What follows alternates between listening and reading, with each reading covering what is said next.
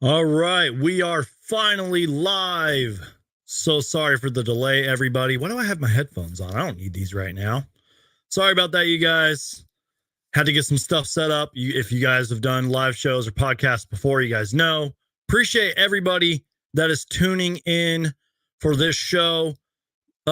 This show, in a way, is sort of a special show because if you guys have been watching the last few live shows, you guys know that I've sort of mentioned that I sort of want to, format these shows a little differently so they're like less dull and somewhat more entertaining. And that's kind of what we're going to do today. I hinted about it on social media and I talked about it in a couple posts and stories. But in this live show, we're obviously going to talk about Kevin Durant's extension, some other related Suns news. We're going to recap the preseason, blah, blah, blah.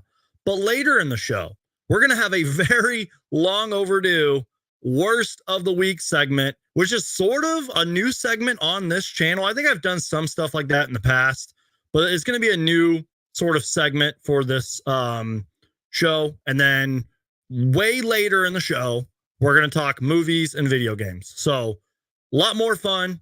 Cannot wait. We're going to dive into it. That's just a quick disclaimer before we get started. And thank you to everybody that is in here right now. You guys know I like to shout you out at the start of the shows. Daniel, I appreciate you being here, my man. Sir Hamo, appreciate you for being here. Shout out to the Suns Planet podcast.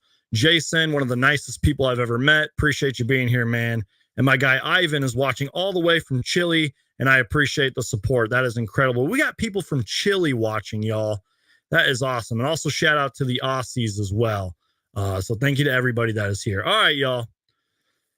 Holy crap. Where do we begin with the Suns news? And by the way, you guys, if for some reason my microphone makes that like staticky noise, please let me know.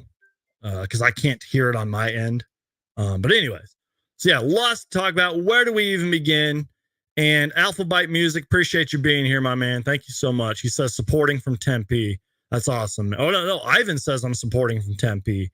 But Alpha Bite Music is here as well. Thank you so much, man. Smash that like button, y'all. Seriously, you guys, it helps support the show. It pumps out my content to YouTube.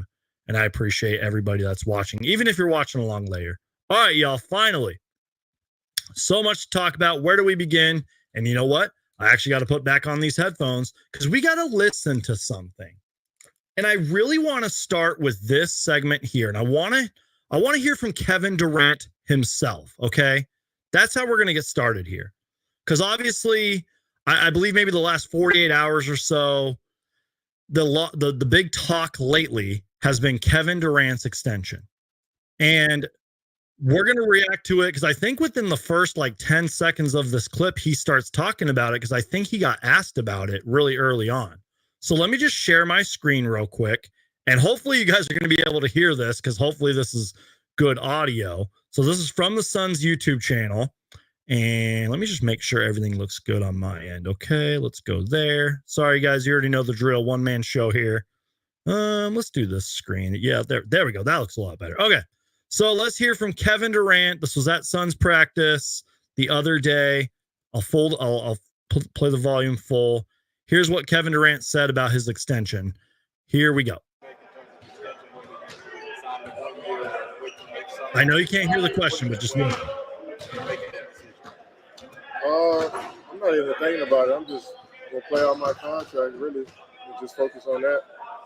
Focus on the team. I haven't really had conversations with anybody about a contract, so just trying to focus on basketball.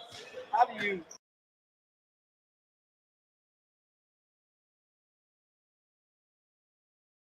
Sign the 1 year, wait till next summer, do the 2 year. What is the way you're making that decision? I'm not even thinking about it. I'm just gonna play out my contract, really, and just focus on that. Focus on the team. I haven't really had conversations with anybody about a contract, so just trying to focus on basketball. How do you?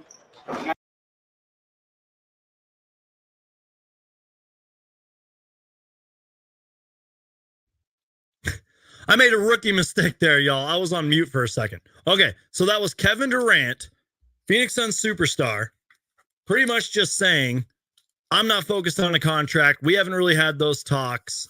I'm just focused on basketball.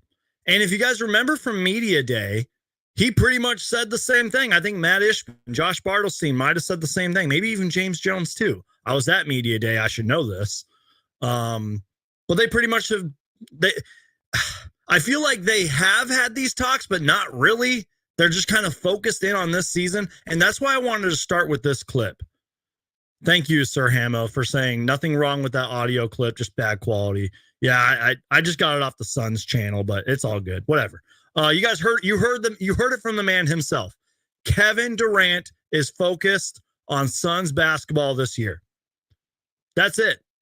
And I know that, I even said it on a recent live show. I said, maybe in the future, I will get a little more concerned with the whole Kevin Durant extension talks. But you heard it from Kevin Durant. He is focused on basketball this season. Contract stuff will come later. Now, real quick, I want to just pull up a little a screen cap that I got. This comes from Arizona Sports, talking about Kevin Durant's extension. Where did I put it? Lots of things going on here. So this is Kevin Durant's extension right here, coming from Arizona Sports. 14-time All-Star Kevin Durant and the Phoenix Suns will not reach a contract. I can't talk. Sorry, guys. Will not reach a contract extension this offseason and rather look towards an opportunity to ink a longer extension next summer, per ESPN's Shams Charania, which he reported Friday.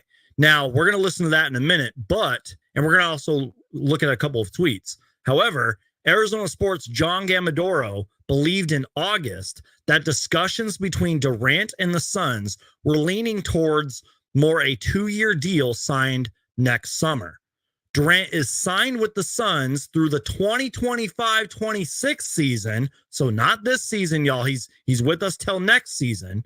But Monday is the deadline for Durant to sign a 1-year, $57 million deal that would take his contract through the 26-27 season.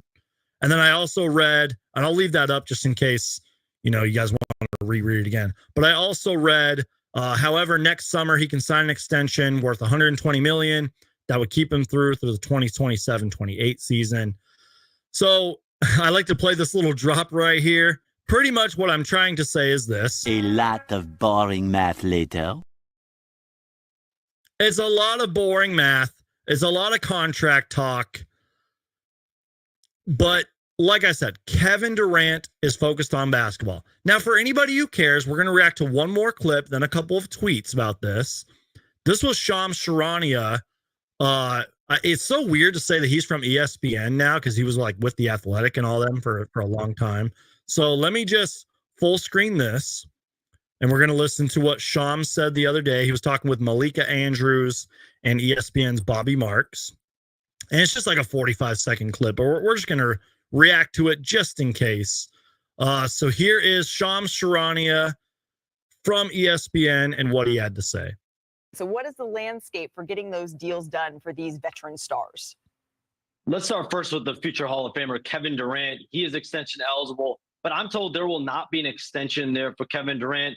He has 2 years left on his deal. A lot of that has to do with what you just said. He's only eligible for a 1-year, $60 million extension this offseason before Monday's deadline, whereas next summer, he's going to be eligible for a 2-year, almost upwards of $120 million extension.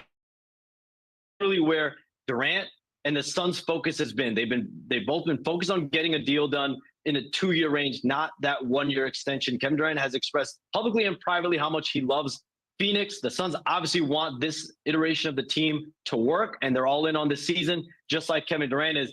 So what is the landscape for getting those deals done for these veteran stars? Let's start first with the future Hall of Famer, Kevin Durant. He is extension eligible, but I'm told there will not be an extension there for Kevin Durant. He has 2 years left on his deal. A lot of that has to do with what you just said. He's only eligible for a 1-year, $60 million extension this offseason before Monday's deadline, whereas next summer, he's going to be eligible for a 2-year, almost upwards of $120 million extension. And so that's really where Durant and the Suns' focus has been. They've both been focused on getting a deal done in a 2-year range, not that 1-year extension. Kevin Durant has expressed publicly and privately how much he loves Phoenix. The Suns obviously want this iteration of the team.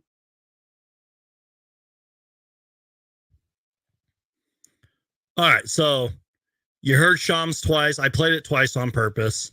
And thank you to everybody in the chat that's keeping me updated. Sorry if my internet's sort of acting weird. Whatever, it happens. You heard Shams Charania. You heard Kevin Durant. I mean, it seems like the focus this year is on basketball. Kevin Durant wants to be in Phoenix. He has talked about it multiple times, how he loves Phoenix. And remember when the Arizona Sports little screenshot was talking about Gambo, who's also from Arizona Sports? I want to just react to a couple tweets here. Let me just zoom in so you guys can see it. Let's see. Here we go. So check this out. John Gambadoro was right, because in August, he did talk about this. Somebody found the tweet from Gambo that says this right here.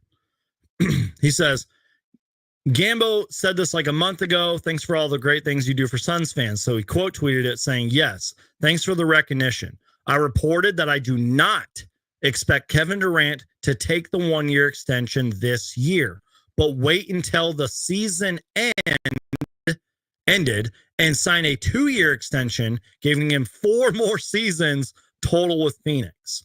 So if this tweet is true, if things go pretty well in Phoenix and Kevin Durant really wants to stay here, Kevin Durant could possibly finish his career with the Phoenix Suns, unless he signs like a 1-year deal with the Oklahoma City Thunder and retires there. Or if the Seattle Supersonics are back by then, like we're talking like 2027, 2028, maybe he signs with them and then retires there, which would be cool. But am I making sense here, you guys?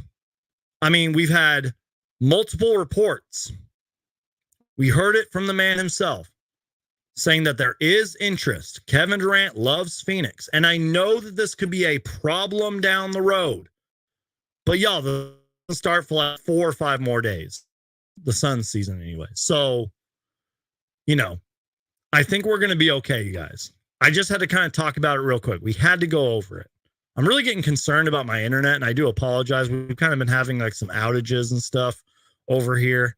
I haven't even been able to play Xbox Live for a few days because just the internet's acting up. I'm going to try to get it fixed, but hopefully it's okay. Let me know if it becomes a problem. Either way, we're going to get through the show, y'all. Okay, guys. So I just had to go through that. And shout out to John Gambadoro, who, again, pretty much reported all this stuff that we're talking about, you know, in August. Also, another fun fact, actually not really a fun fact, just another thing that I put in my notes. The 1-year extension before the 2024-25 season began was the maximum length the Suns could have offered the 36-year-old because of the over 38 rule. Just for anybody who cares about that. So before I went live, y'all, we're going to kind of move on here from the Kevin Durant extension stuff. And again, just to kind of quick recap it, it could be a problem in the future, but right now, let's just focus on Suns basketball. But before I went live, y'all, we actually had some more Suns news. And this literally happened like a few hours ago. So sort of in a way is, you know, it's news. Anyways, real quick, you guys, shout out to my guy, Justin. Appreciate you being here. He says, great podcast as always, brother. And shout out to one of my old friends, my guy, Jared. Appreciate you being here, man. Thank you to everybody who's watching along live. And again, I know I've already said it like twice. If we're having some internet problems, my apologies. Crush that button, y'all. Share the show. We're going to get through this. All right, y'all. So like I said, we kind of had some recent news here. And I believe Dwayne Rankin was the first one who had this. But then Mike Scotto from Hoops Hype also reported it. And then I think like a couple hours later, the Suns themselves put it out. Let me just pull up the right tweet here. I thought I had it. Here it is. Yeah, here we go. I'm sorry, y'all. Yeah, like I said, I believe Dwayne Rankin was the first one on this. Shout out to Dwayne Rankin from the Arizona Republic. And he tweeted this out because the Suns had today their open practice and all that at the Valley Suns Arena. And here's what Dwayne Rankin is reporting. And again, Mike Scotto is reporting this. And it's I think the Suns already put out the statement and everything. But being told the Phoenix Suns are not keeping Frank Kaminsky. They aren't keeping Frank Kaminsky. It was a training camp invite only. And I talked about that on a previous live show. Like a few weeks ago, I was like, this is just a training camp invite. And I was rooting for Frank Kaminsky. I'm not trying to hate on the guy. I love Frank Kaminsky, man. But like, it was just a training camp roster. So the Suns now have an open roster spot for that 15-man roster. And they have to turn in the roster to the league right before the NBA opens up on October 22nd. And I just want to double check something here because I have my key dates pulled up. Let's see. October 21st is the last day of the 2024 offseason. Roster limits decrease from 21 to 18 players by 2 o'clock Arizona time. Teams will be limited to carrying 15 players on standard contracts. Yeah, so they pretty much have to cut down the rosters. And again, the season begins October 22nd. So like this tweet says here, they have to cut it down. And look, I'm not at every practice, and even for the media who is at every practice, it's not like they really get to go see every single practice. They kind of just get to see afterwards. Who knows? I'm sure Frank Kaminsky was playing his tail off, and I'm rooting for the guy. I hope he lands somewhere. He talked about it during media day, you guys. He loves playing in Phoenix. He really does. He lived in Phoenix, I believe, even after we let him go the first time. Now, I don't think he lived in Phoenix the last couple of years because he was in Serbia or whatever, but he loves playing in the United States. He loves playing for the Phoenix Suns. I think he said he has an apartment here, you guys. I'm rooting for him. I hope it works out for him. And I'm sure he worked his tail off in practice. But maybe the Suns this year are just trying to look in a different direction. And later, we are going to talk about some available free agents. We're going to talk about that later. I don't know who the Suns are going to sign. I really don't. But maybe the Suns are just keeping that open roster spot because I've said this before, y'all. Sometimes things just don't work out for certain players and certain teams. And maybe they pick up the phone and they call the Phoenix Suns or vice versa. Maybe the Suns make a call about another player and they say, hey, we'll throw you this guy and we have an open roster spot. You know what I mean? Like, I wish Frank Kaminsky the best. He has been waived. It was just a training camp deal. We've seen a lot of players be waived and cut today.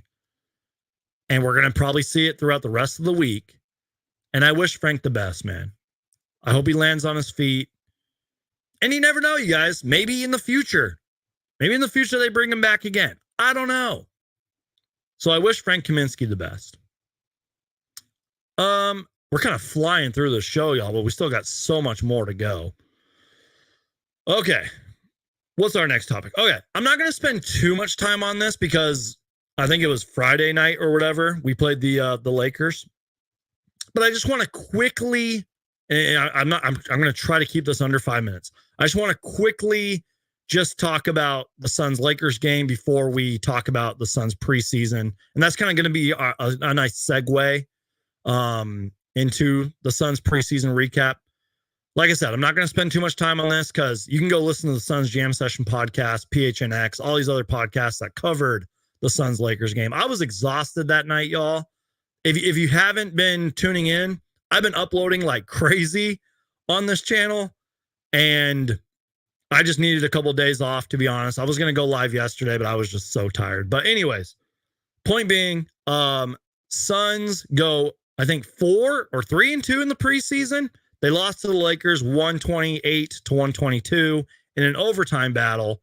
And again, I'm going to keep this under 5 minutes, but the biggest highlight, in my personal opinion, was Yusuf Nurkic, who made his return. I believe Chris Haynes, who was NBA insider Chris Haynes, was the first on that news. And then it might have been Shams that, I don't know. Somebody followed up with it. Either way, Nurk was back. And you know what, you guys? I know it was just one preseason game, but Yusuf Nurkic looked pretty good. I believe maybe 2 minutes into the game, he launched a three, and I think he made it. I think he was like 2 for 4 from 3 that game. And that's kind of my point. Because like I said, I want to kind of keep this segment short because the Lakers game, it's done. It's over with. Preseason's done.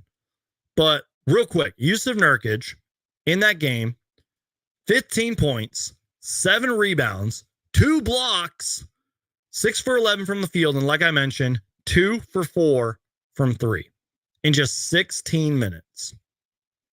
That's pretty good, y'all. And the highlight of the game, I can't show you guys the highlight because of the copyright, but he either blocked or denied Jackson Hayes at the rim, grabbed the ball, ran in transition, sort of like faked a pass, did a beautiful dribble drive, and got the and one. That was my highlight. And there were so many moments where he was spacing the floor and launched a 3 and drained it. There was one play, too, that the Suns even uploaded themselves where I think Iguodaro had the ball, I want to say, and Nurk was open in the corner. He could have took the 3. I would have been happy either way, but Nurk was smart. He dished it out. All 5 Suns touched the ball, and it led to a wide open Kevin Durant 3-pointer. It was beautiful. If I can find it, maybe we'll react to it later because I it is what it is. But it was just beautiful. The ball movement was beautiful. Great decision by Nurkic to pass the ball. And that was sort of my takeaway from that game. Also, we're going to kind of talk about this later. Anthony Davis absolutely killed us. We'll talk about that later. Dalton Connect. I'm sure you heard about it because it was going everywhere on social media. Dalton Connect literally had the last Lakers 20 points, torched the Suns, finished the game with 35 points. He was like 10. I think he started the game like 2 for 7. Then he finished like 10 for 18 overall. He had like 8 threes. He killed us. So that's my quick little Suns Lakers preseason finale recap. Whatever, is preseason. Let me take a sip of my water. And we're finally going to recap the Phoenix Suns preseason because I got a lot to talk about, y'all. So give me a second here. Let me know what you're drinking in the chat. Also, if you did watch the Suns-Lakers game, let me know your takeaways. Heck, let me know all of your takeaways so far. Let me know your takeaways from the Kevin Durant extension talks, Frank Kaminsky being waived. Let me know, y'all. Cheers.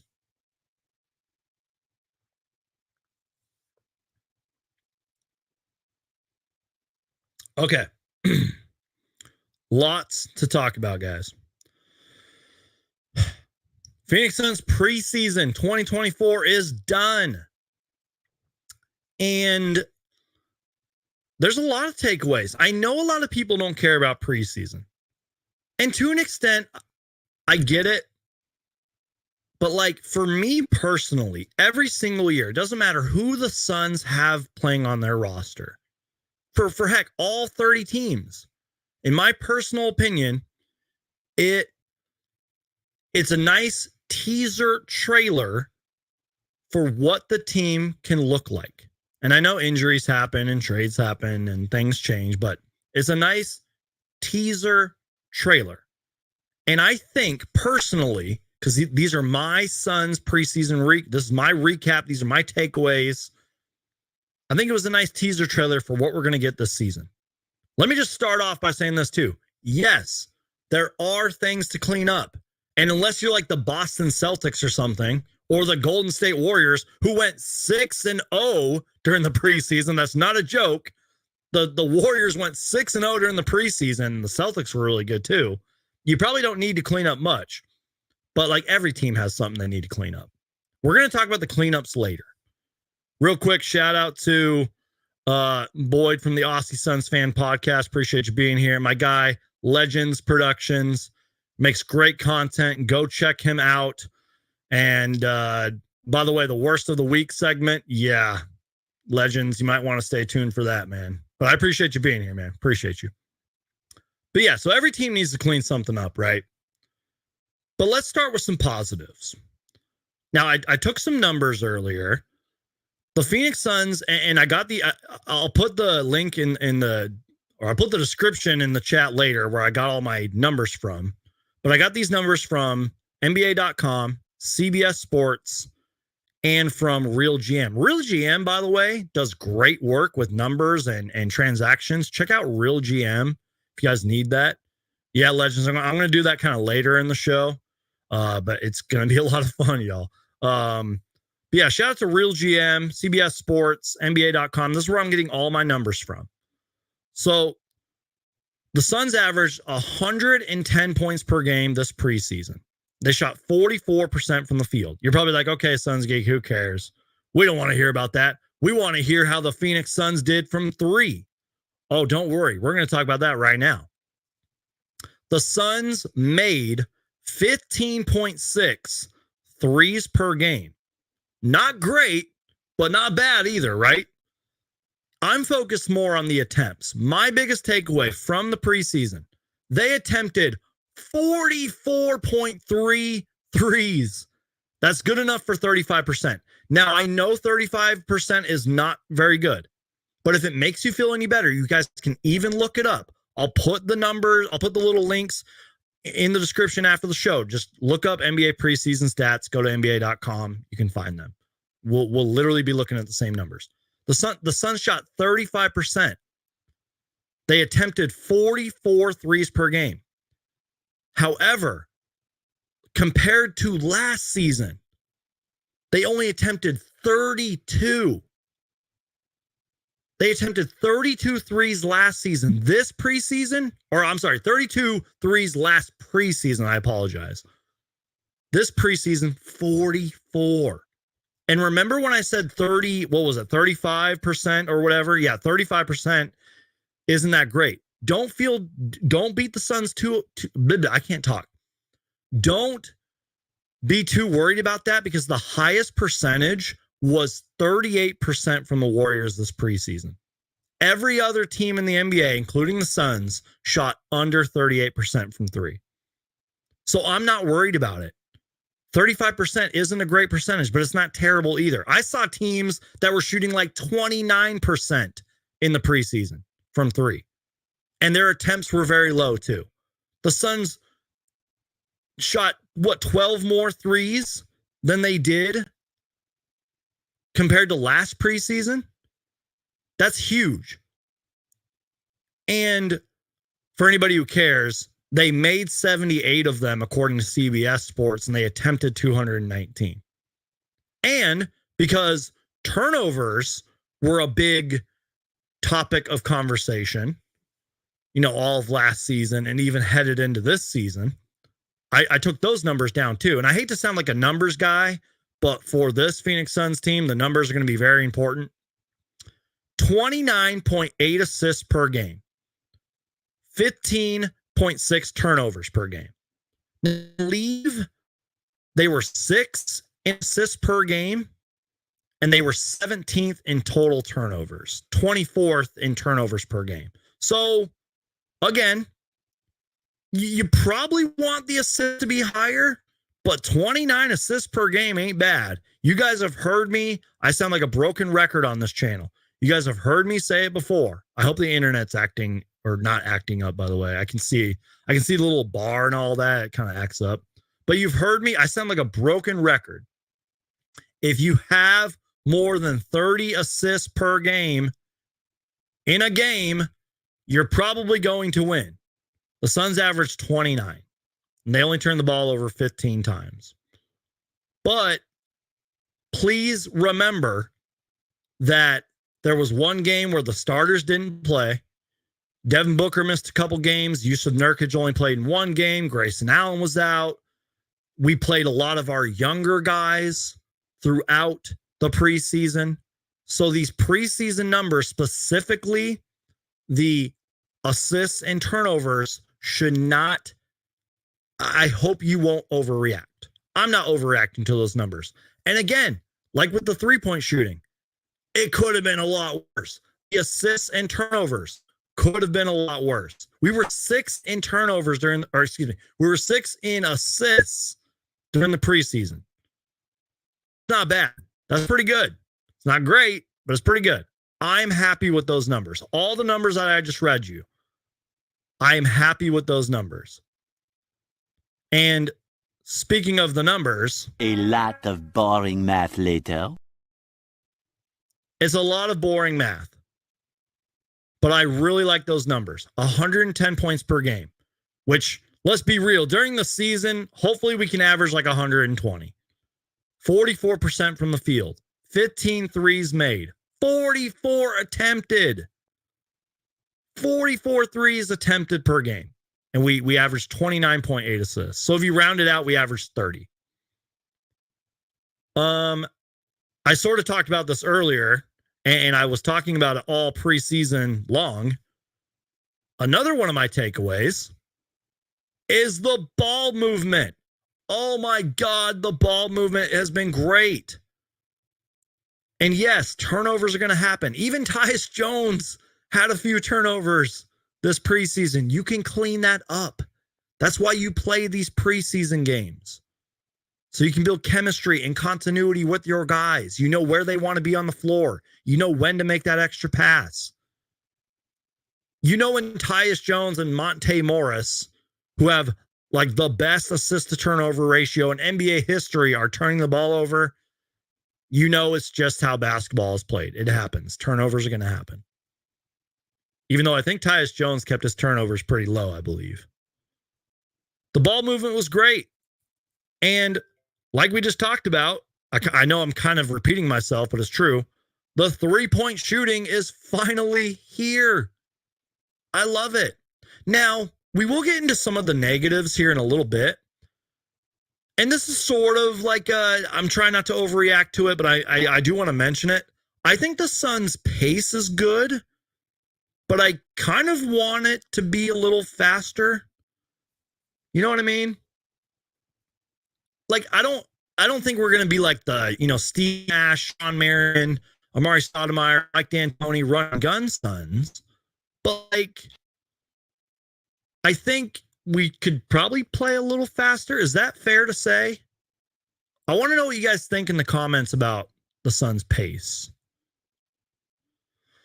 I just want to know. Now, that's sort of like a positive and a negative. I thought the pace was fine, but I wonder if we should play a little faster, but not too out of control. You know what I mean? Like how Mike Budenholzer is always talking about. Play random, but not too out of control. So, like Hamo says, at times it can be slow, but they switch the tempo easily. Exactly. Like, I had a tweet and somebody responded to me saying like, "Oh, I think they should play faster or whatever." And I was like, "Well, I'm like, if it leads to if it leads to great ball movement and an open three, I'm okay with the pace that they're playing at." And I wasn't trying to be rude. I was just saying like, yeah, they could be playing faster, but if it leads to open threes, sure. So I agree with this. Like, it can be slow, but during the game, the tempo can switch up easily. And again, during the preseason, we had a lot of weird lineups out there. We were playing a lot of the younger guys. I just want to see what this team can do. Even if Grayson Allen's still going to be out for a while, like, I want to see what they can do pretty much fully healthy. But a lot of my preseason takeaways and recap here are a lot of positives. And you guys know me. I try to keep it optimistic. I always try to keep it positive, but we do have to talk about some of the negative. And I sort of skipped over Anthony Davis when I was talking about the Suns-Lakers game earlier, but I do want to just quickly talk about Anthony Davis because this is sort of in my negatives here. Go back and watch the two games against the Lakers. Anthony Davis absolutely torched us. And I remember even tweeting out in the first Suns preseason game, and I'm sure I talked about it on the live show. I said, was Anthony Davis just not like on the scouting report? Like, he cooked us, especially in that last game. He absolutely cooked us. And I had I'm sorry to sound bitter and salty about this. I had somebody in my comments saying, "Oh, well, Anthony Davis is a career 29% three-point shooter. You should leave him wide open." I'm like, what? I'm like, the dude played great during the Olympics. He's a multiple-time All-Star. He's one of the best big men ever. and you just want to leave him wide open because he can't hit a three, which he can. I don't care what his career averages say. Anthony Davis can hit threes. So my point being, without being too long-winded, the defense needs to be cleaned up because Anthony Davis was not on the scouting report for some reason. He cooked us. And it wasn't just him. There were a lot of times the Suns held the lead and teams got back in it. I mean, we went into overtime against the Lakers. We were up. We probably should have won that game. And they came back and won because Dalton Connect cooked us. So he hits 29% because people guard him, can't just ignore him. Exactly. Like, I'm just saying, he's Anthony Davis. I don't care if he's a 0% career three-point shooter. You got to hit him. And in the two Suns and Lakers games, he was not on the scouting report. At least defensively, he wasn't, because it didn't seem like the Suns wanted to guard him. And again, I think the defense can be cleaned up a little bit. And I'm not trying to be negative here. You guys know me. I try to keep it positive. But I think the defense needs to be cleaned up a little bit. And I might have overlooked. I get things wrong too, y'all. Spoiler alert. Suns Geek gets things wrong from time to time. I might have overlooked, and I'm going to put this in quotations here, how small the Suns are. I'm not saying like we're going to lose every rebounding battle. I'm not saying we're going to lose every single points in the paint battle. But I kind of see the concerns. You know, I guess I think I'm starting to see the concerns. Censor says, you need a new camera, Geek. Hey, man, if you got the money and you want to pay for me, bro, you can leave a super chat, man. The super chat's right here. Just, find the little super chat button, support the show. Appreciate you, man. But I just think maybe that also, like, because I don't remember winning too many rebounding battles, you know? We will see, though. Maybe it's just a little overreaction. Yeah, probably just the internet, y'all. I swear it's not my camera. It's probably just the internet. Our internet's been acting up weird. Like Slayer's icon says, yeah, I thought it was on my end, blurry, buggy. It's probably just the internet. Go back and check out my last few live shows. The camera quality, it's a lot better. So sorry, y'all. I promise next live show it won't be like this. Okay. I'm tempted to do the rest of the show off my iPhone so we can get better quality. But anyways, let's move on here. Defense needs a little bit of work. And maybe the rebounding too. And first world problems, Geek, for real, man. Like there's bigger problems in the world than my camera quality. Anyways, appreciate you, Slayer's icon. Pointing out the obvious here, I'm not going to spend too much time on this because I have made so many videos about Ryan Dunn. I have talked about Ryan Dunn so much during my live shows. But obviously, Ryan Dunn is another preseason takeaway. And shout out to Oso Ighodaro. I don't want Oso Ighodaro to get kind of left out, because I thought he was okay during the preseason. But let's talk about Ryan Dunn, though. In 5 games, 22 minutes per game, 9.4 points per game, and the biggest takeaway for Ryan Dunn, 43%. 43% from 3 for Ryan Dunn. He made 2.6 of them and attempted 6. And for what it's worth, he had 1.2 assists, 1.2 steals, 1.3 blocks. Ryan Dunn was cooking. Shout out to my guy, So Says Jay, from Fanning the Flames podcast, puts the popcorn emoji. I appreciate you being here, man. Oh, man. So, Ryan Dunn, I mean, definitely the takeaway. And, I don't have Oso's numbers in front of me, but I thought he was pretty good. We see the flashes with Oso. We see the vision. And Oso's passing this preseason was terrific. And there were times where Oso played a lot of minutes, and there was a lot of times Oso didn't play much. It happens, especially with Nurk being back. I think his minutes might change. And I kind of was trying to remind Suns fans of that. I was like, hey, like, I love what I'm seeing from Ryan Dunn. I love what I'm seeing from Oso Ighodaro, but I'm like, you know, when Grayson Allen and Nurk come back, it might look a little bit different. We'll see. Speaking of Ryan Dunn, I want to react to two things here. Let's see.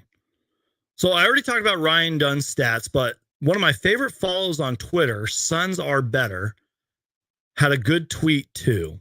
Let's just pull this up here. Here we go.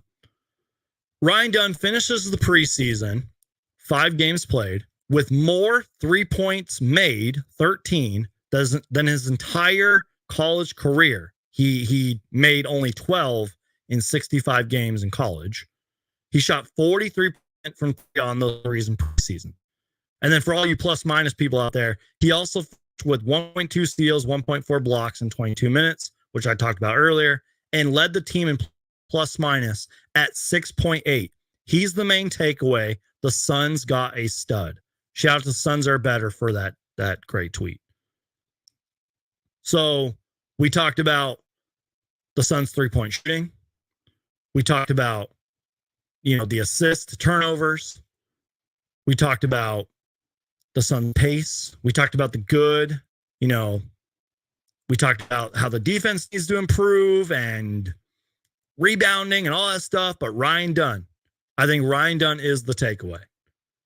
And even though, you know, Nurkic is back and Grayson Allen hopefully will be coming back, I don't feel like we've had many updates on that. I think he gave birth, or him and his wife gave birth to their first kid recently, but I think he has been out with an injury. I still think Ryan Dunn is the main takeaway, in my personal opinion. Jason says, Ryan Dunn did not surprise me because I knew he had it in him. He's a hard worker, a driver. He wants success in the NBA for many years to come. Exactly. And I like how you worded this, Jason, saying he's a hard worker and a driver. Like, y'all, he said it on draft day. There's a video out there where he's talking to like Matt Ishbia and Josh Bartlesey and James Jones. He's like, I'm going to be locked in the gym, blah, blah, blah. Like, this kid literally is locked in the gym. I love it. And I'm not saying Oso Ighodaro and Jalen Bridges aren't either, but this kid really does have that drive and that maturity to get better. And in the very small chance that Ryan Dunn is watching this show, please keep letting it fly, Ryan Dunn. Just do it. You already made 6 threes. You can do it again. Just do it, man. Speaking of Ryan Dunn, you know, he's a rookie. They all make mistakes out there. He did foul out of that last Suns preseason game. And I know the officiating probably wasn't great, blah, blah, blah. But I quote tweeted this. Shout out to Ridiculous Cage on Twitter, who caught the clip of Royce O'Neal here, not only saying good things to Ryan Dunn, but putting his arm around him, being that good veteran leader that he should be. I quote tweeted this saying, love the leadership. That's great. Look at them, man. That is just great leadership from Royce O'Neal, who, you know, is a pretty good defender in his own right, being a good veteran, and I love it, man. That is what we need more on this Suns team. I don't care if it's from Kevin Durant, Devin Booker, Royce O'Neal, or the last guy on our bench. Just somebody to put their arm around the rookies and just say, hey, it's okay, man. Like, next time, just do this. Next time you got this and you'll get better and blah, blah, blah. And just be positive, man. That is the kind of leadership we need on this Suns team. Devin Booker's talked about being more vocal as a leader, be a vocal leader. Kevin Durant can be a leader at times. This is great leadership. Great leadership. Okay, y'all. I think that's all preseason takeaways. I just think we just need to wait like 10 games to like really sort of have a feel for the Suns team. That's just my personal opinion. Let's just wait 10 games, in my personal opinion. All right, y'all. Let's see. What's next? You know what? I think we're just going to jump right into it, y'all. We're going to jump into the worst of the week segment. There were a few other things that I want to talk about, but we can get to that when I have like a better internet connection, but I think we're just going to go ahead and jump into it. So I made a little drop. I literally spent 5 minutes on this thing, so please forgive me. Where is it? Hold on, y'all. I got to upload this real quick. But I think we're going to do this either every week or like every other week, where it's pretty self-explanatory. We will just react to the worst of the week. Why can't I do that? What's going on here? Hold on, let me delete this. Let's see. Let's delete that. Okay. Sorry, y'all. One man show. You already know the drill here. Let's see if this works. I literally spent 5 minutes on this thing, so please forgive me. I think it turned out okay, though. So like I said, probably every week or every other week, we're going to do a worst of the week segment. And Legends Production says, oh man, I'm here for it. Yeah, this is going to get juicy, y'all. And look, I just want to kind of quickly, not that I have to like explain myself to you. It's my show. I can talk about whatever I want. But I'm not trying to do this worst of the week segment to be like a hater. I'm not trying to call out certain individual like people who posted some of this stuff. I'm not trying to say that they are bad, terrible people. I am not trying to say that they are bad Suns fans. But we all know that Suns Twitter, and a lot of this is from Suns Twitter. Some of it's just whatever, but a lot of this, you know, like, I'm a decently big Star Wars fan. I know that the Star Wars fandom can be very toxic. It's just the world we live in. It can be toxic sometimes. I'm not trying to do this to be like, to have like clickbait or like to be a hater. I'm just kind of pointing out the worst of the week and hoping that Suns fans and NBA and Suns Twitter get better. And I just think it's a fun little segment. Every once in a while, it's bonus content. And sometimes, to be honest with you guys, sometimes people need to be called out on their BS. Heck, I've made some terrible tweets before. I've said some stupid things on here. I will first admit that. But I do want to introduce this brand new segment. We're going to do this every week or every other week. Let's talk about the worst of the week. And there's a whole bunch of nominees. The worst of the week.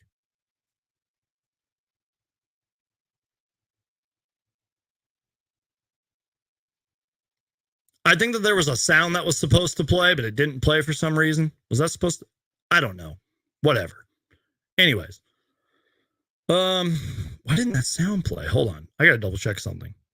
This is a great start for the new segment. Why didn't that play, man? Let's see. Hold on. Whatever. It doesn't matter. I'll re-edit it. Whatever. Cool. But yeah, here's your worst of the week, y'all. Let's start off with nominee number one. I don't even know why I'm like giving out awards here. This isn't, it's like I don't know. Let's start with this Tamani Kamara tweet. You guys remember Tamani Kamara, who we drafted in the 2023 draft and then traded in the Bradley Beal trade, I believe it was. And again, I'm not trying to attack this person directly.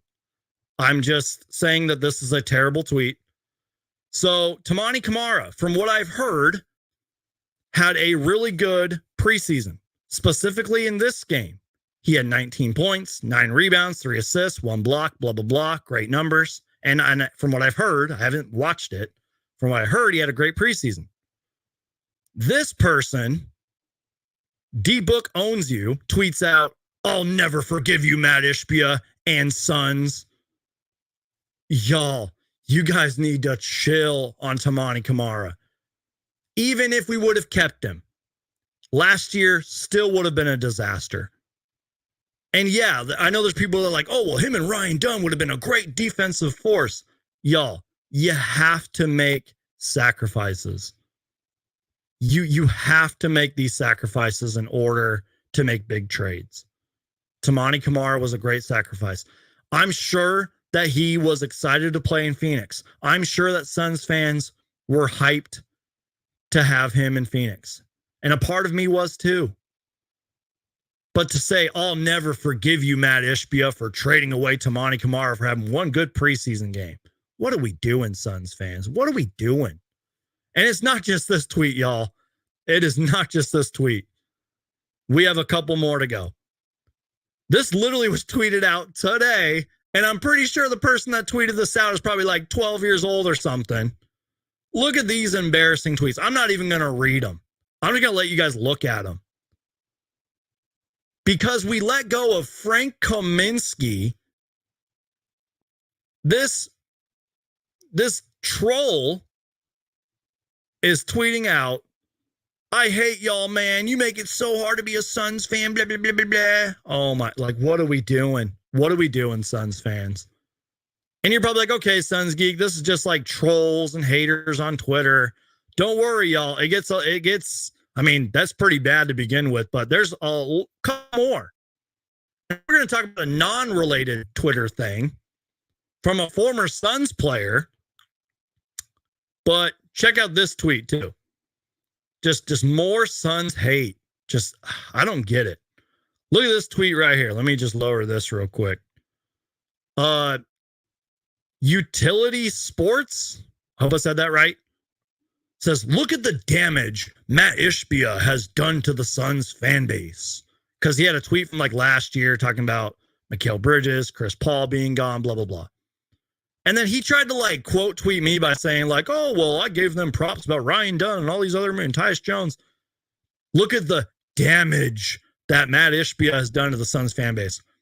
If this is damage being a championship contender and having 3 superstars, 3 of the best scorers in the league, not to mention all of the other stuff on and off the court that Matt Ishbia has done for not only the Phoenix Suns, but the Phoenix Mercury, the Phoenix Suns community, and making the right moves to try to, you know, let the Suns be a championship contender instead of just, you know, playing it safe and not spending money like Robert Sarver used to do and like our old GMs used to do, and letting us be a lottery team or a play-in team at best. The damage that Matt Ishbia has, like, shut up, man. Suns Twitter is the worst. I'm sorry, y'all. Like, I love you, Suns Twitter, but some of y'all are the worst, man. And oh God, this next one, Devin Booker himself even responded to this next one. So we got to first off watch the video because it's this quick little video. Somebody tried to put words into Devin Booker's mouth here because Bronny James, you know, gets a lot of hate. Legend Production says, get to the book clip. I love that. We're getting to it, man. One man show here, bro. But I get you. Harlan Vega says, let me tell you something, Geek. It ain't hard being a Suns fan. Sometimes it is, man. Sometimes it is. But so check this out, y'all. This person on Twitter, let me get to the right page here. This person on Twitter has the tweet. They caught Devin Booker talking shit to Bronny James after he bricks it. Or I read that wrong. They caught they quote, caught, in quotations, caught Devin Booker talking shit after Bronny James bricks it.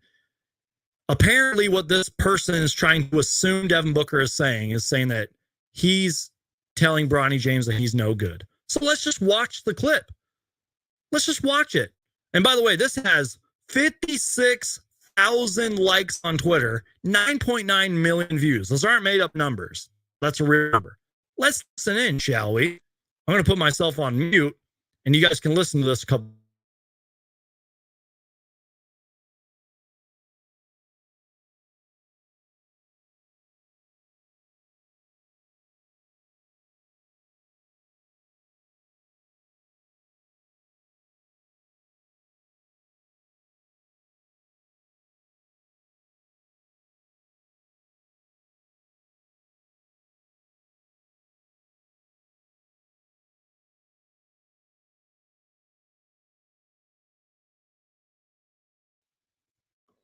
So, first off, my guy Legends Productions, who's in the chat right now, makes content about stuff like this, and he didn't touch it because he knows that that's not what Devin Booker said.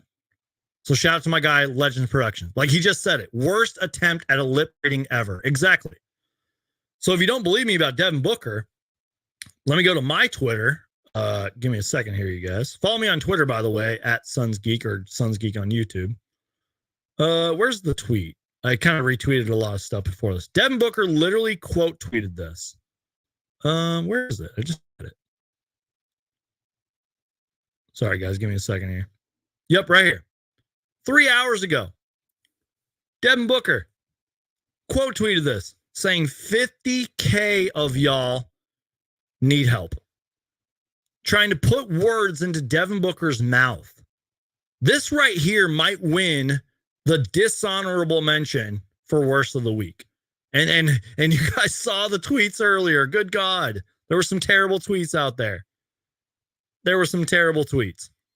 This might be the dishonorable mention. Let me know which one of these wins the dishonorable. But we have one more. That's how bad this week was, y'all, for Suns Twitter and other Suns things. I don't want to just blame Suns Twitter because this next one is about a former Phoenix Sun player, y'all. But that was pretty bad. And I hate to pick on Campaign here. I really do. I hate to pick on him. But we got to pick on Campaign a little bit here. Former Phoenix Sun Campaign. You guys probably remember I made a YouTube short about it. He was arrested during the offseason for apparently not giving his name. Now, I'm not going to sit here and talk about laws and the cops and blah, blah, blah. We're not going to do that here, y'all. But there was a key sort of quote that is in the story, and I'm just going to pull up something real quick before we dive into this. I just want to make sure I can find it first. It was sort of my biggest takeaway, if you will, from the story. And you can go and read it. I'll pull it up in a second. It's on Arizona Family, 3TV, CBS 5. They were supposed to post the story about Campaign. Give me a second here, you guys. I'm sorry. Where is it? Okay. So yeah. So let me just share my screen real quick. So you guys can see here, quote, dumbest way to get arrested. New video shows Campaign's Scottsdale arrest. It's like one of those body cam things. There's a video. There's a story. There's quotes in the story. So I quote tweeted this from my biggest takeaway right here. This is from the second police officer who says, and I quote, dude, you realize you could have told us your real name and we would have been gone 5 minutes ago. Now you're going to jail, the second officer said. That was my biggest takeaway right there. That's all I needed to hear. I don't know what Campaign was thinking. I'm sorry to pick on him. I love Campaign. Look, I've never met Campaign, but I know he's really good with the media. I know he's great with fans. I know he's a fan favorite. But you guys saw the body cam video. You see the report. You see this quote right here. What was Campaign thinking? What was Campaign thinking, y'all?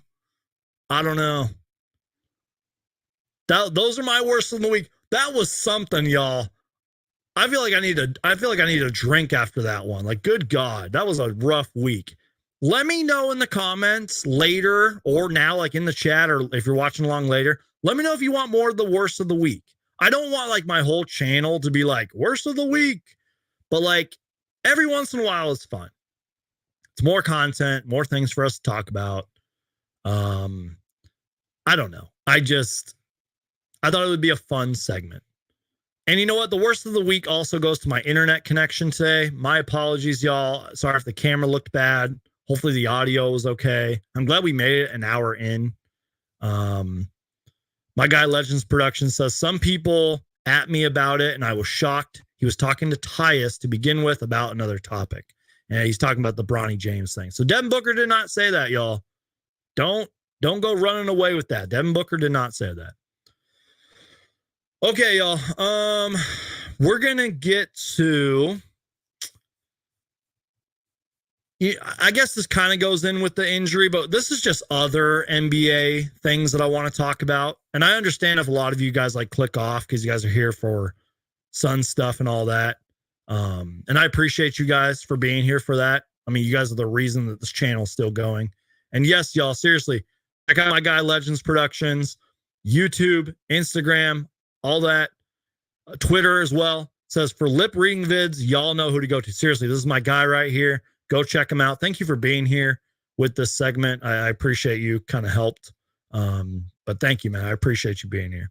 So let's see. Mark with a great comment here.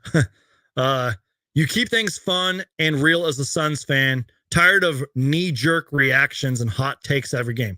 Thank you, Mark. This is an excellent. Oh my God. That sums up Suns Twitter like right there.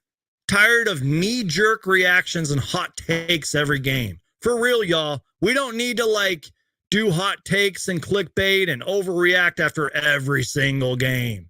And I know that's hard to do because of how bad last season was, but y'all, we just need to chill, y'all. That's why I want to do the worst of the week segment. Some of y'all need to be called out. Heck, maybe I'll have a bad tweet and I'll call myself out on it. Trust me, I've done it before. I had a terrible take about the Detroit Pistons like a year ago or 2 years ago, where I said, and I quote, the Pistons have a bright future, and I was dead wrong on that. That tweet is still up, by the way, because I don't want to take it down. That's sort of my like proof that even I make mistakes and I say stupid things. But this tweet right here, we don't need hot takes every game, y'all. We don't need knee-jerk reactions. So yeah, Zenith, I hope I said your name right. We talked about Frank Kaminsky earlier. I wish him the best. So appreciate you, bro. Excited for the season. Can't wait for the next Suns clip I attain. Seriously, man. Yep.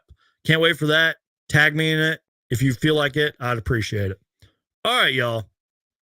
Let's talk about some other Suns and NBA stuff. And I know this isn't the most fun stuff to talk about.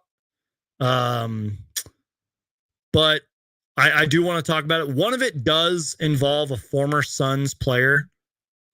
So I think it's worth talking about. And I just feel bad, to be honest. First off, injuries suck. You guys know that. Landry Shamet, former Phoenix Sun. And I know a lot of people don't like Landry Shamet, blah, blah. And I talked about this a little bit on the last live show. He dislocated his shoulder. And we're going to talk about the transaction part in a minute here. But he went to his Instagram. Oop, that's not it. That's the Cameron Payne stuff. Sorry, y'all. He went to his Instagram and posted this right here. Let me zoom in a little bit. Hopefully you guys can see that. Posted a great photo of him. And he said, appreciate all of the prayers and well wishes. This is just the next obstacle. And to be afraid of an obstacle will go against everything that I am. I welcome them. I am attacking this rehab back soon. Oh, it's funny because we were talking about Cameron Payne. Cameron Payne responded to it. But Landry Shamet had a very, in my personal opinion, a pretty gruesome shoulder injury. And I'm a little sensitive to shoulder injuries because I've had 2 of them in 4 years, and it sucks. And as Hamo says, I 100% agree with this. Never want to see anyone hurt. I agree with that. I don't want to see any NBA player hurt. I don't care if it's like, if I hate them. I don't really hate any NBA players, but I don't want to see anybody get hurt. Injuries suck. Like, humble yourselves, guys. Injuries are not fun. And Landry Shamet's injury was a little gruesome. And he posted this like 24 hours later. And unfortunately today, because, we were talking about, Frank Kaminsky getting waived. Unfortunately, and it sucks that you have to do this, but this is part of the business. The New York Knicks today waived Landry Shamet, Chuma Okeke, and former Phoenix Sun TJ Warren. Now, Shams Charania tweeted, and I think he posted about it too, that they are going to bring him back once he's healed. But it just kind of sucks. Like, I think some people might run away with, oh, Landry Shamet dislocated his shoulder and then they waived him. That's not really the case. Like, you need that roster spot, you know. And, you know, business is a business, you know, it is what it is. But I don't think it's like, oh, you're injured, Landry Shamet, you're gone. No, I don't think that's the case. I think that, to my knowledge, I could be wrong here, I'm sure they're going to probably let him use whatever rehab stuff they have there, like maybe team doctors and team physicians. He'll probably stay in New York, I assume. Maybe he'll go back to wherever he lives and he's from, but I don't know. I feel a little bad for him, and it just sucks that that's part of the business, part of the NBA world. I wish one day we could live in a world where teams are like 99% healthy and they play fully healthy like throughout the whole season into the finals. That way nobody can be like, oh, well, this team only won the championship because that team was injured. You know what I mean? That would be a fun world to live in, right? And we as basketball fans should want to see the best players out on the court, right? Speaking of injuries, I'm sure you guys heard by now, Kawhi Leonard is out for a long period of time, apparently. Who knows if he'll even play this season? Even if he does, how's he going to look? Is he going to be 100%? Is it going to be like a week-to-week thing? Kawhi Leonard's out. I quote tweeted it by saying he is one of the biggest what-ifs in recent NBA history. Guys, like when he is healthy, he is a very good player.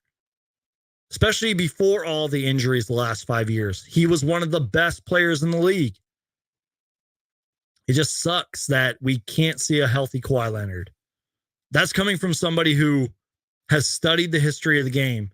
When he's healthy, he's one of the best, like ever, in my opinion.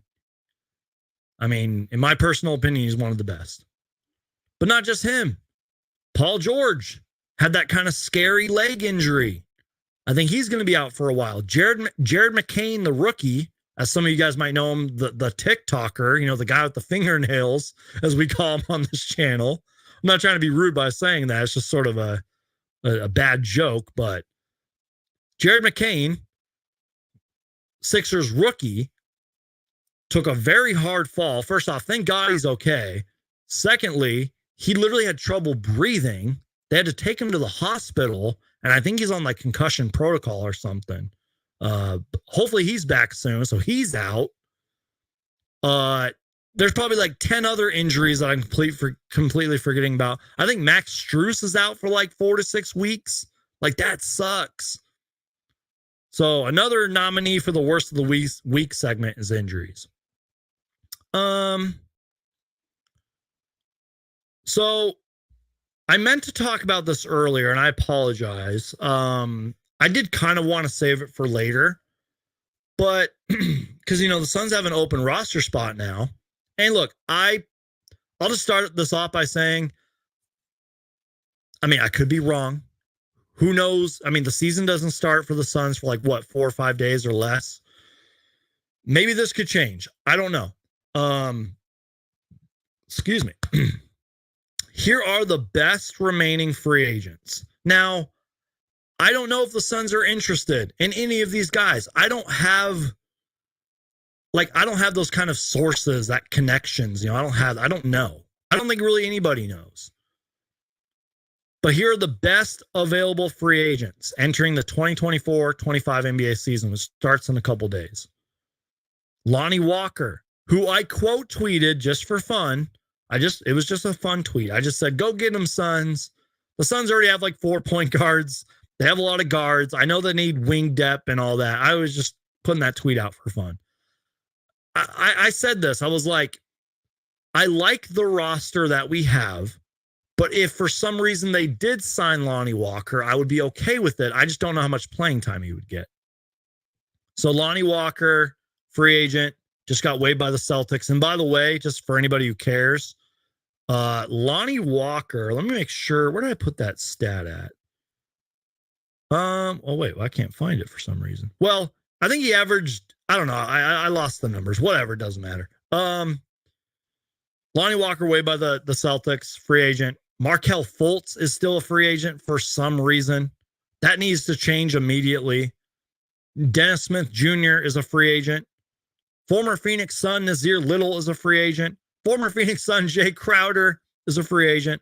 Robert Covington, O'Shea Brissett, Justin Holiday, not Drew Holiday, Justin Holiday. Former Phoenix Sun Daniel House Jr. and Bismack Biyombo are all free agents. And as we saw earlier, TJ Warren's a free agent. Chuma Akiki's a free agent. A lot of other guys are probably free agents. Those are the best available players. The NBA season starts like in a couple days. I am thrilled. I am excited. The NBA season is back in our lives. Let's freaking go. The NBA season's back. Cannot wait. So I wanted to shout out, I don't know if he's still watching the show. So says Jay from Fanning the Flames podcast. He was at the Suns Open practice earlier, and prior to that, he was at like a Valley Suns event. But I wanted to read you guys a tweet that he had. And I don't know. I like the way that this was worded, and I just like the positivity behind it. So shout out to my guy, So Says Jay from Fanning the Flames podcast. Says, Josh Bartlestein talks about drawing players to Phoenix by showing that the organization cares about the players and their families, endeavoring them, I hope I said that right, to make Phoenix an experience for everyone, not just the player. The team doesn't want relationships to be transactional. Love it. You know what, you guys?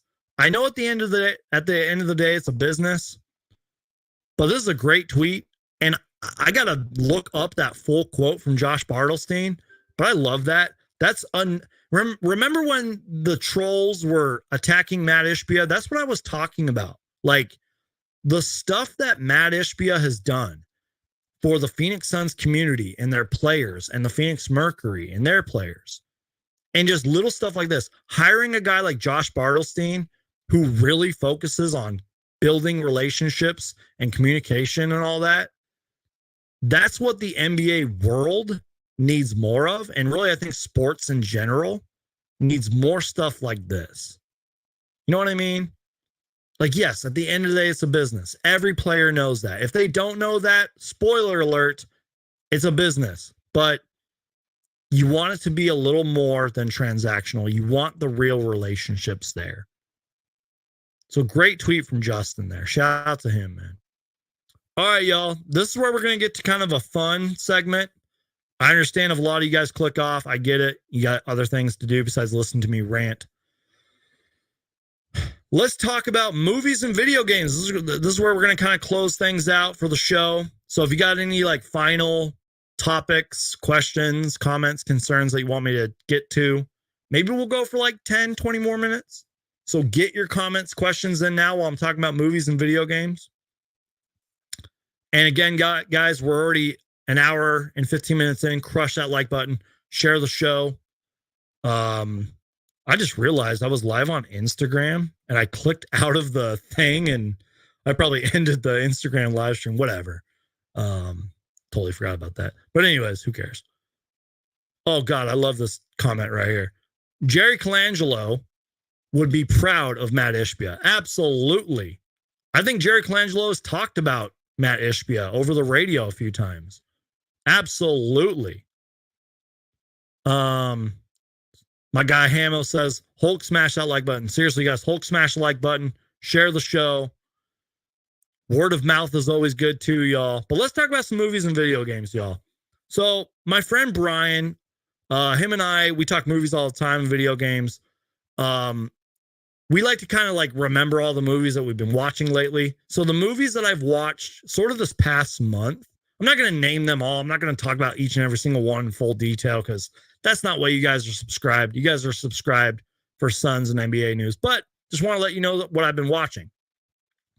I rewatched The Batman, one of my all-time favorite films ever, favorite Batman films too. I haven't watched The Penguin yet. I'm probably going to do that this week. I know I'm a little late on that. I'll get to it eventually. I've heard it's really good. So I wanted to watch The Batman before I watched The Penguin. Then I watched The Breakfast Club, all-time classic. I have it on Blu-ray. I love it. And then I watched, for some reason, I watched this with a couple of my friends when I was visiting Phoenix. I watched the reboot sequel kind of Vacation. You know, the one with Ed Helms and Christina Applegate. It wasn't very good, but it made me laugh a couple times. It's okay. I don't know. If you need like a comedy to like turn your brain off, just watch that. I watched a really good series on HBO Max. I still call it HBO Max. It sounds weird just to say Max. I watched a really good series, sort of a quote darker comedy, kind of, called Vice Principals. And I highly recommend it. It's got, I think his name's Walton Goggins, and I'm forgetting the other guy's name too. I'm completely I'm losing my train of thought. Hold on, let me look up the cast. How do I not know this name? Vice Principals cast. I'm sorry, y'all. Danny McBride and Walton Goggins. It's got a lot of other great actors and actresses in there as well. Sort of a darker comedy, sort of like an edgy comedy. I highly recommend it. It only lasted 2 seasons. I think the 2 seasons was perfect for it. Go check it out if that's your kind of thing. And then I kind of binge watched it for the most part. I knocked it out in like 2 days. I watched season 3 of Chucky, as you can see behind me. I'm a big Chucky fanboy. If you look right here, I know my microphone's in the way, but I got the Funko Pops and the cups there. I love Chucky, big Child's Play fan. I sort of tweeted out my thoughts on Chucky season 3. I think a lot of fans in general just give season 3 mixed reviews. It's campy. It's sort of like Bride of Chucky-ish. Now, one positive I will say, the kills were like some of the best in the franchise. They were gruesome. And remember, I know streaming services are a big thing, but this was technically like on TV, in a way. Like that's how I like to word it. This was a TV show, and this was some of the most gory, bloody kills I've ever seen. So shout out to them. I love Don Mancini and everything they're doing. I like their team. But like Chucky was in the White House. Like, what are we doing? I like the old school Chucky. I like the scary Chucky. That's where I think like the movie, I think it's Curse of Chucky, the one that went straight to DVD. The first one with Nika, the Fiona Dourif, who, is Brad Dourif's daughter, who's a great actress, by the way. Incredible actress. That was her first movie in this franchise. Go back to that. Go back to making it like scary and dark and, stuff like that. So I don't really know if I think if I rewatch any Chucky stuff, it'll probably just be season 1. And then I'll watch like all the other old movies and Curse of Chucky. And from time to time, I like to watch Bride of Chucky too. I don't mind Bride of Chucky, but I don't know. Anyways, that was a long-winded Chucky rant. And the last movie I watched last night, because it is Halloween season at the time of this recording, I finally watched Terrifier. The first one, not the third. I haven't seen the second and third one yet. And remember when I said that Chucky season 3 had some of the most goriest, bloodiest kills I've ever seen? Yeah, this Terrifier movie, watch at your own risk. And, Terrifier 1 makes like Chucky's season 3 kills look like Child's Play, no pun intended. Yeah, Terrifier 3 is pretty brutal. Art the Clown is amazing. Art the Clown is literally blowing up onto the not just the horror scene, but like the movie scene. His stuff is literally being sold at Party City and Spirit Halloween's like right now. That's how big Art the Clown is becoming. It is brutal. It is violent. It is gross out horror, but it kind of goes back to like the 70s and 80s kind of type horror, and like kills and all that. The movie's not great, but it's not terrible either. I could probably rewatch it in the future, especially around Halloween. And another thing I like about it, it takes place on Halloween. I love when horror movies either take place like a few days before or during Halloween. I love that. And Art the Clown's a badass. That was the last movie I watched last night. And, next live show or, in a week or whatever, I'll update you guys with more movies. But video games, I wanted to talk about video games for a little bit. I haven't been playing anything crazy because, like I said, my internet's been down. I haven't really been able to play much internet lately. But you guys know me. I'm a huge Batman fanboy. And just recently, I think it was like the other day, Batman Arkham City turned 13 years old. Arguably, probably my favorite Arkham game out of the whole franchise. And I love every Arkham game there is, even Arkham Origins. I think Arkham Origins got way too much hate. I love Batman Arkham. Give me a second, you guys.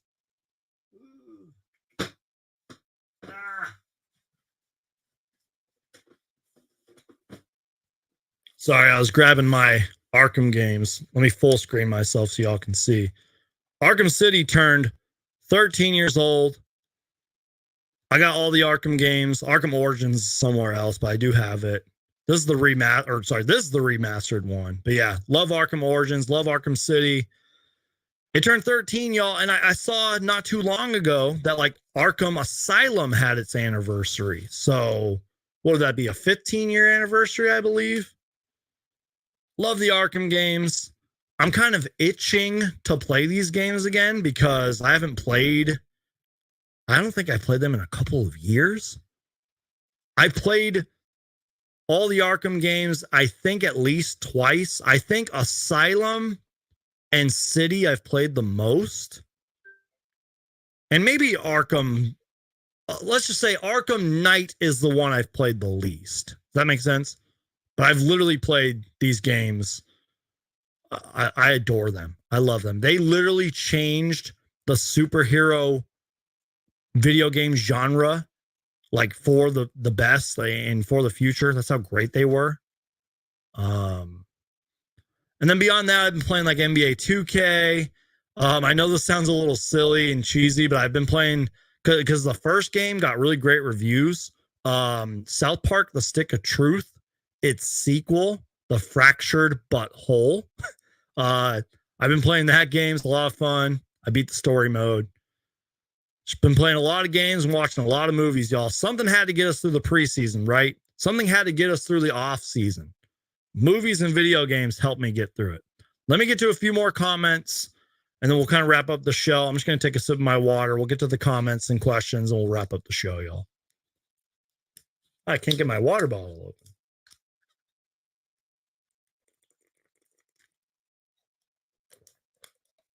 Okay. Now that we're done talking about movies and video games, let me just do this. Here we go. You know what? I'll just pull up the better banner. This is gonna look a lot better. Get your comments and questions in now, y'all. Let's see. Where was it? I scrolled up too fast. Suns Geek, when are you gonna start selling your merch? Great question, man. Technically I have merch, but I don't receive any money for it. I know that sounds a little silly, but my guy John over at the Suns Jam Session podcast was nice enough to make what technically made me merch. I did it more for like the partnership and just for, the fact that he took time out of his day to, make merch for me. And speaking of that, we'll react to that real quick. I haven't talked about this enough. I haven't even showed it off that much. I need to do a better job of that. So quick shameless plug here. You guys go to redbubble.com. It's in my description box right now. You guys can go and get Suns Geek license plates, Suns Geek hats with my Suns Geek name on it. Let me lower this banner real quick. Hold on, you guys, so you guys can get a better view of this. I'm just gonna let me lower myself. I'm sorry, guys. One man show here. Ooh, there we go. That looks good. Yeah, you guys can get Suns Geek t-shirts, Suns Geek license plates, mouse pads. I have this hat right here. the dad hat, as they call it. You guys can get that right now. Redbubble.com. Search Suns Geek.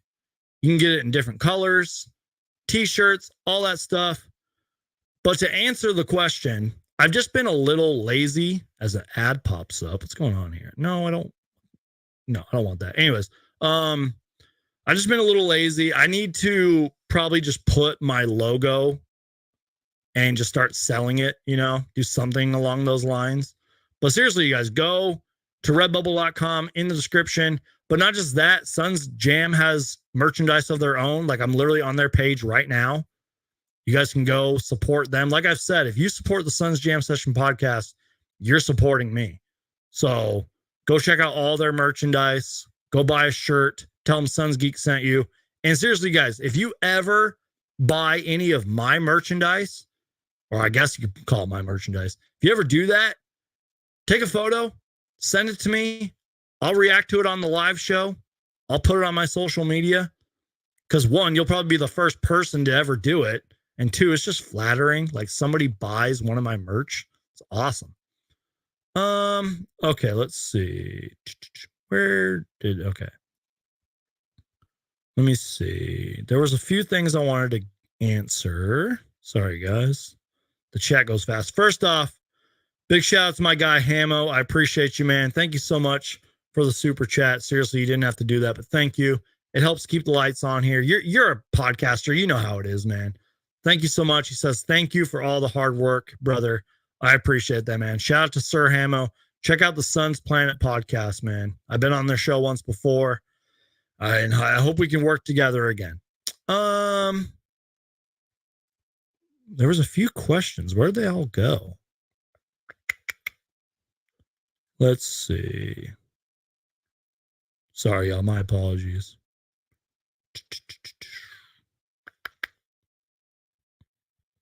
I don't know what's going on here.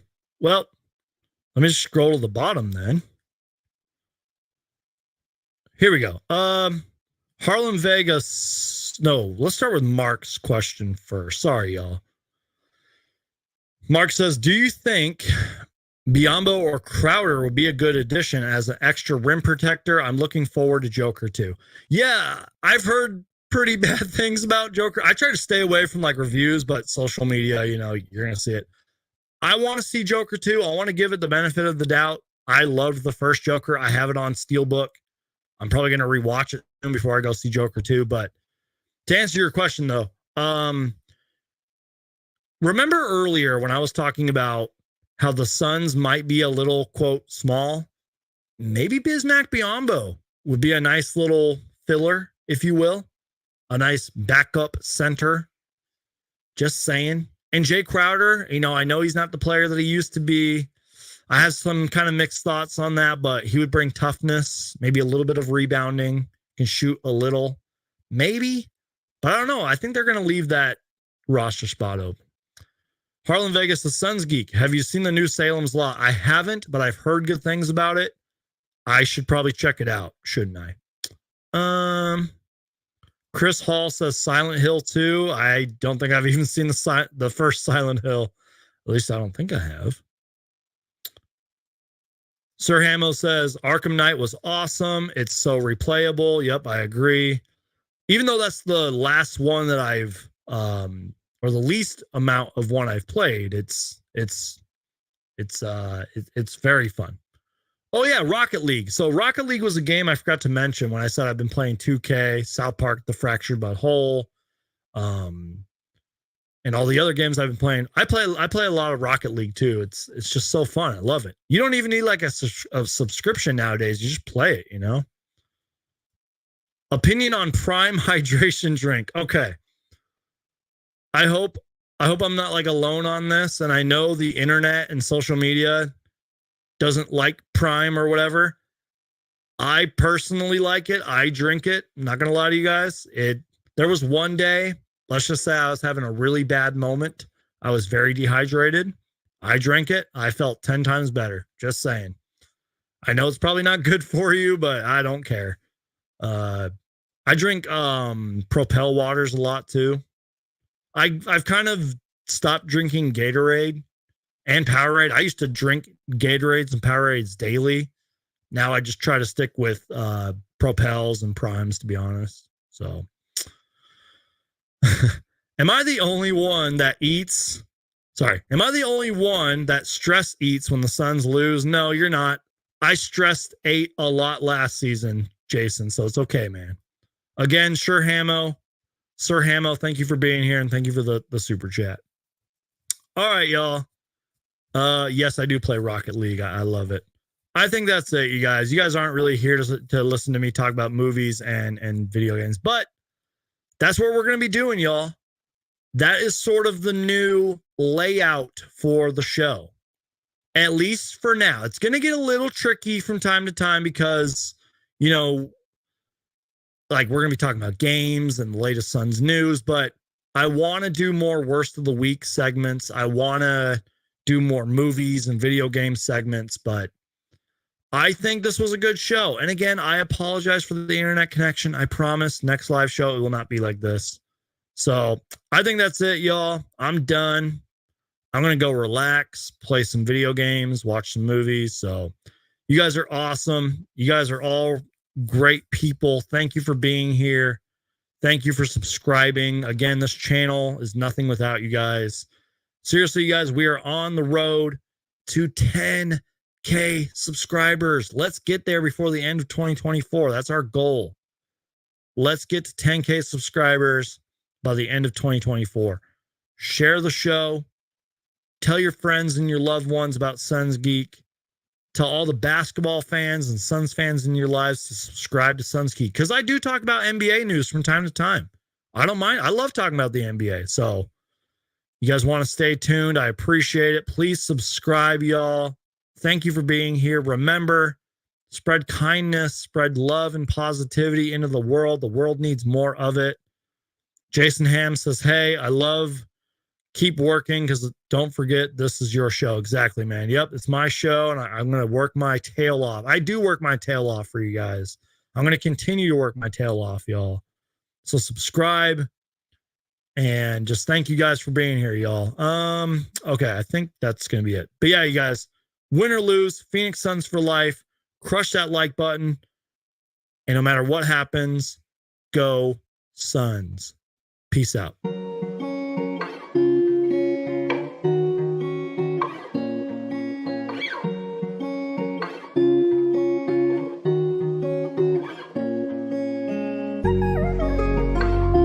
Thank you, Mark. I appreciate the nice comment.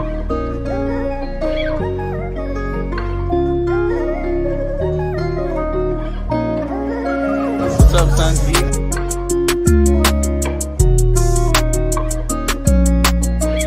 God bless you, Harlan Vega. Thank you.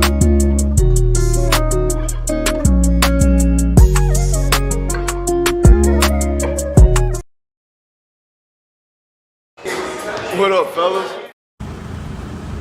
Yes, sir.